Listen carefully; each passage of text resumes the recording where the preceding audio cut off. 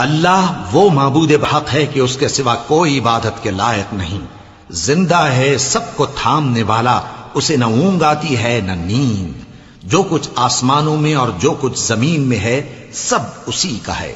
کون ہے کہ اس کی اجازت کے بغیر اس سے کسی کی سفارش کر سکے؟ جو کچھ لوگوں کے روبرو ہو رہا ہے اور جو کچھ ان کے پیچھے ہو چکا ہے اسے سب معلوم ہے، اور لوگ اس کی معلومات میں سے کسی چیز پر دسترس حاصل نہیں کر سکتے۔ ہاں، جس قدر وہ چاہتا ہے اسی قدر معلوم کرا دیتا ہے۔ اس کی بادشاہی اور علم آسمان اور زمین سب پر حاوی ہے، اور اسے ان کی حفاظت کچھ بھی دشوار نہیں۔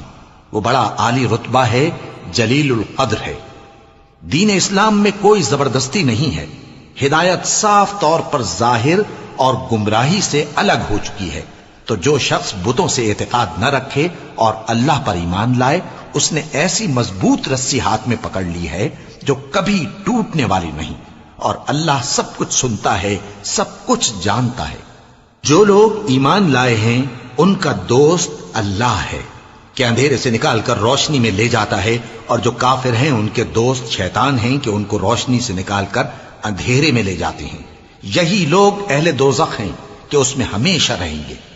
بھلا تم نے اس شخص کو نہیں دیکھا جو اس غرور کے سبب سے کہ اللہ نے اس کو سلطنت بخشی تھی، ابراہیم سے اپنے پروردگار کے بارے میں جھگڑنے لگا؟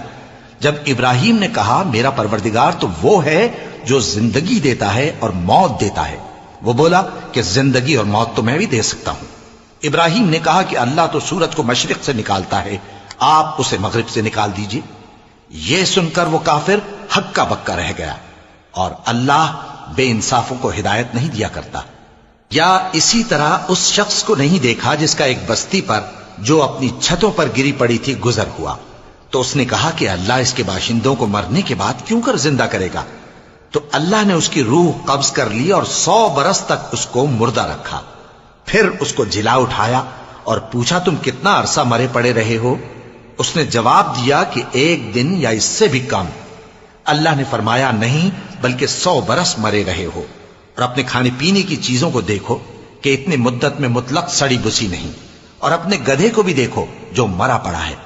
غرض ان باتوں سے یہ ہے کہ ہم تم کو لوگوں کے لیے اپنی قدرت کی نشانی بنائیں۔